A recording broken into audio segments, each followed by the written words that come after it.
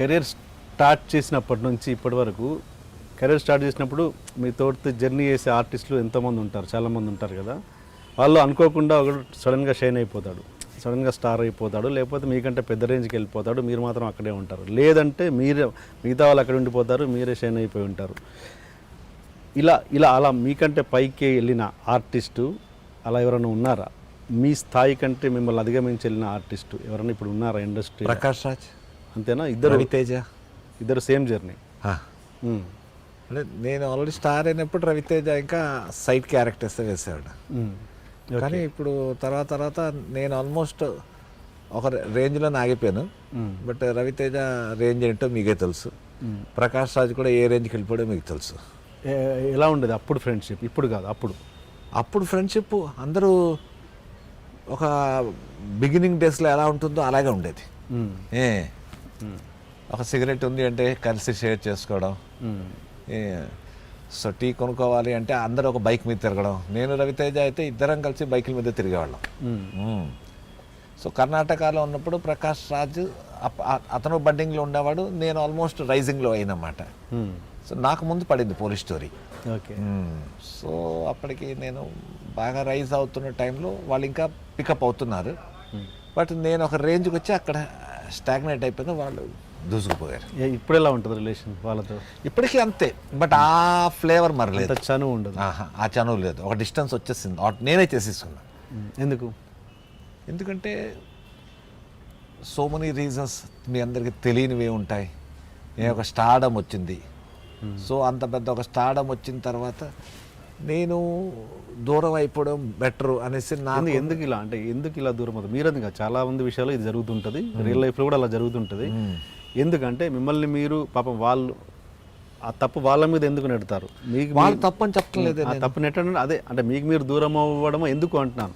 ఎందుకంటే ఒక star range మారిన తర్వాత వాళ్ళకున్న ఫ్రెండ్ సర్కిల్ మారిపోతుంది. ఆ ఫ్రెండ్ సర్కిల్ ఇవ్వాల్సిన ప్రిఫరెన్స్లు మారిపోతాయి. ఇంతకు ముందు అతనితో మేము ఉన్నప్పుడు నాతో ఎలా ఉన్నాలో ఇప్పుడు అలాగే ఉండాలి నేను ఎక్స్పెక్ట్ చేయడం అనేది నా ఫులిష్నెస్. కుదరదు కూడా. సో న్యాచురలీ దూరం అయిపోవడం, దూరం అంటే ఎప్పుడో హాయ్ హలో అన్నది ఉంటుంది. బట్ ఎప్పుడో మేబీ ఇప్పుడు మా సినిమా ప్రమోషన్కి నేను రవి దగ్గరికి వెళ్ళాను. రవి దగ్గరికి వెళ్ళి చెప్పాను, అబ్బాయిని హీరోగా చేస్తున్నాడు కాబట్టి ఒక బయట కావాలి అని. సో తను ఇమీడియట్గా బయట ఇచ్చాడు, ఓకే అనేసి. సో అవన్నీ ఉంటాయి తప్పిస్తే ఆ క్లోజ్నెస్ ఉండదు. ఎస్, ఎప్పుడైతే స్టార్డమ్ కానీ సొసైటీలోని ఒక స్టేటస్ కానీ ఫైనాన్షియల్ వయబిలిటీ కానీ ఇవి తేడా ఎప్పుడైతే వస్తుందో ఒక కొంచెమైనా ఆలోచన ఉన్న వ్యక్తి అయితే ఎక్కువ డబ్బున్న వాడి దగ్గర నుంచి కొంచెం దూరం ఉండడం ఎప్పుడూ బెటర్ అనిపిస్తుంది. నా మెంటాలిటీ వాళ్ళకి. మేబీ అదర్ సంగతి నాకు తెలియదు, చెప్పను కూడా. మీరు పైకి ఎదిగి అక్కడే ఆగిపోయి ఉన్న ఆర్టిస్టులతో మీరు టచ్లో ఉంటారా?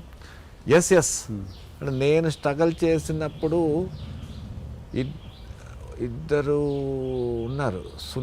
సునీల్ సిన్హా అనేసి ఒకడు, వాడు హిందీలో ఉన్నాడు. రాఘవేష్ ఆస్థానా అనేసి ఒకడు, తను ఇప్పుడు జీటీవీలో ప్రోగ్రామ్ డైరెక్టర్గా ఉన్నాడన్నమాట బొంబేలో.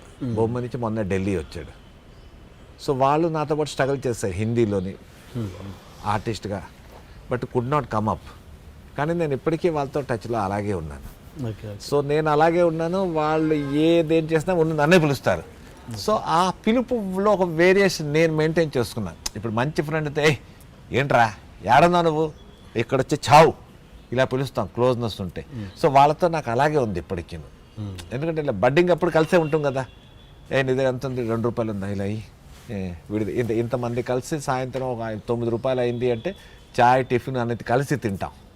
అప్పుడే ఒక మీలోని తెలిసి తెలియకుండా ఒక లవ్ డెవలప్ అవుతుంది. అది వాళ్ళతో ఉంది ఇప్పటికి. నేను ఇప్పుడు ఈ స్టేజ్కి వచ్చేసిన వాళ్ళని వదలటం లేదు.